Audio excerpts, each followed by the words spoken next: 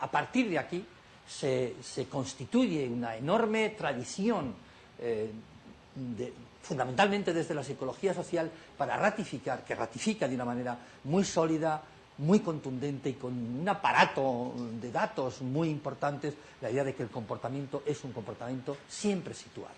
Y que la situación nos dice mucho del porqué de ese comportamiento. No solo la persona, sino la situación.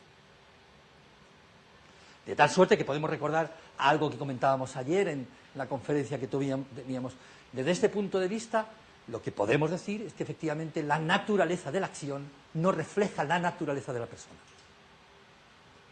No hay una correspondencia directa entre la naturaleza de la acción y la naturaleza de la persona. ¿Por qué? Porque borramos el ambiente. Porque borramos el ambiente.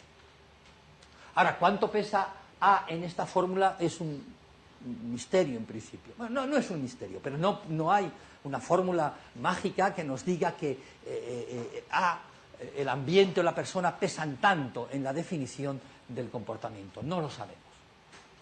Pero sabemos algunas cosas. Sabemos que una persona que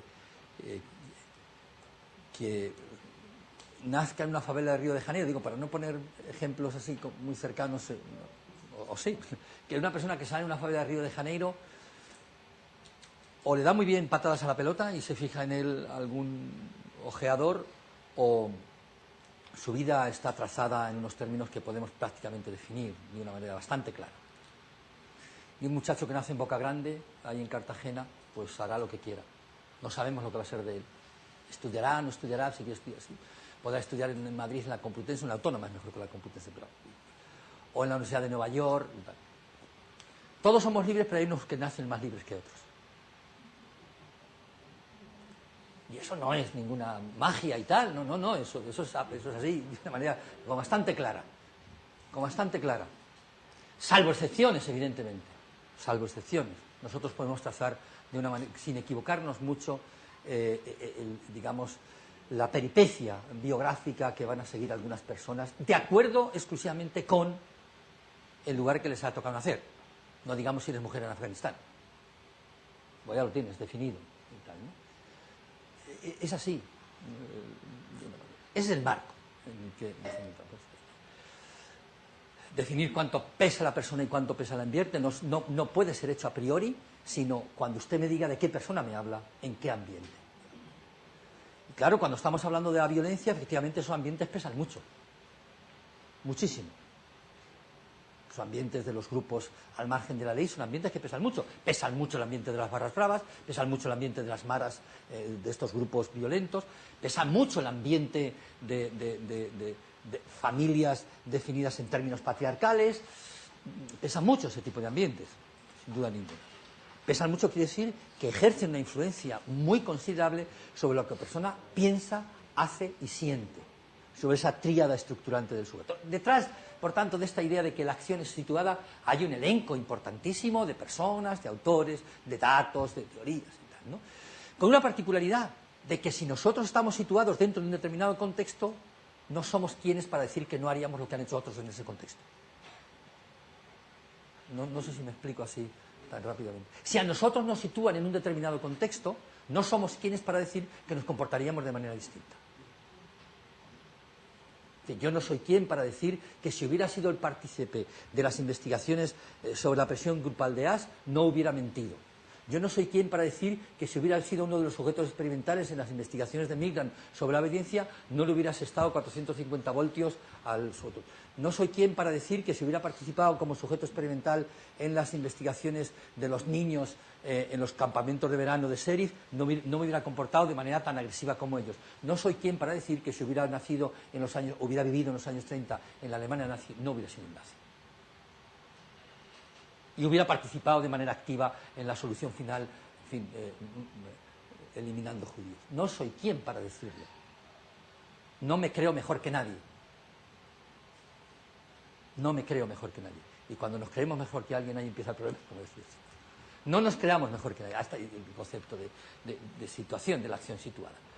Sin duda ninguna, el tercero es un elemento que está muy relacionado con lo de la acción situada, y es que el protagonista de la acción es igualmente un sujeto situado, es un sujeto sociohistórico. No es un sujeto suspendido en el vacío, sino un sujeto sociohistórico. Un sujeto sociohistórico que tiene algunas particularidades que probablemente las vayamos en un determinado momento las vamos a analizar. Un sujeto sociohistórico, es decir, un sujeto que está dentro de un contexto, que nace dentro de una determinada época y que está rodeado de características de tipo cultural o subcultural, macrosocial o microsocial. Y evidentemente pues no es lo mismo nacer mujer en la España de los años 50 que nacer mujer en la España de los años del siglo XXI. No es lo mismo, bajo ningún concepto.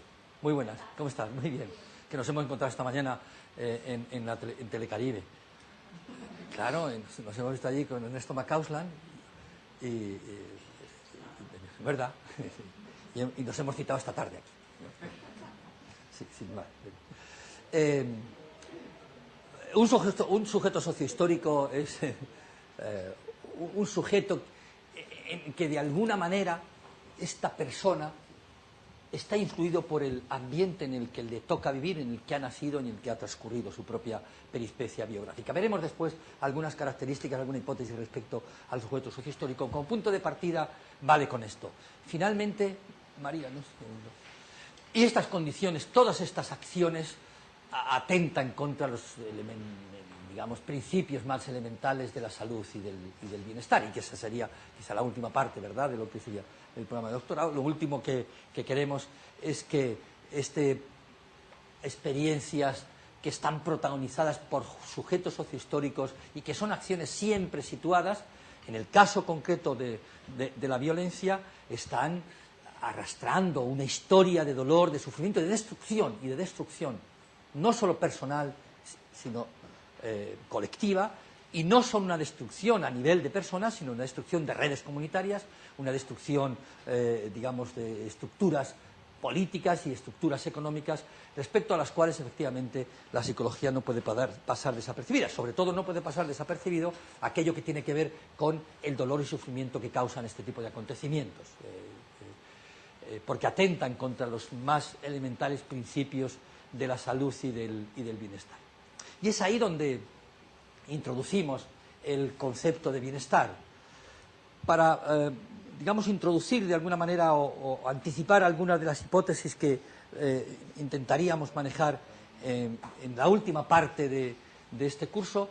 El concepto de bienestar utilizado entre la violencia y el trauma, lo que nos pone de manifiesto es sencillamente la existencia de unas consecuencias de la experiencia traumática derivada de la violencia que no están solo limitadas al ámbito psicológico individual, sino que se expanden hacia muchos aspectos del propio sujeto que tienen mucho que ver con su contexto de relación personal, interpersonal e intergrupal, lo primero, y en segundo lugar que afecta a las redes sociales, a los mecanismos de apoyo social, a la confianza de unos sujetos a otros respecto a otros, que afecta a las redes comunitarias, que afecta en alguna medida al orden microsocial, cuando menos al orden microsocial dentro del cual este sujeto está inserto. Esa es la idea del concepto de bienestar.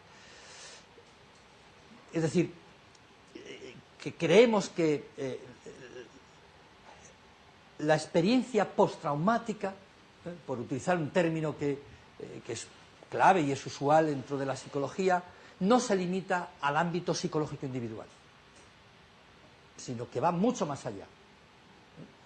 No solamente el sujeto que tiene una experiencia traumática tiene síntomas, los clásicos síntomas del trastorno de estrés postraumático, sino que tiene otro tipo de síntomas que no caben dentro, que no están contemplados en el trastorno de estrés postraumático, y que son síntomas que afectan a su relación con el contexto y con el entorno, sobre todo a su relación con el contexto social, sobre todo a su relación con las otras personas, sobre todo a su relación con los otros grupos, y que afectan también a la estructura comunitaria o social dentro de la cual esté.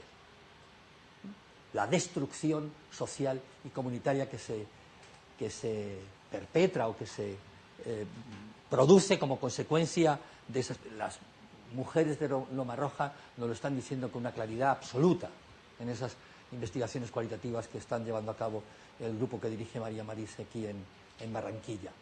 ¿Qué es lo que dicen? La añoranza de aquella situación comunitaria, campesina, en la que había confianza, no había miedo, había apoyo, había redes sociales en las que se apoyaban. Eso queda completamente destruido.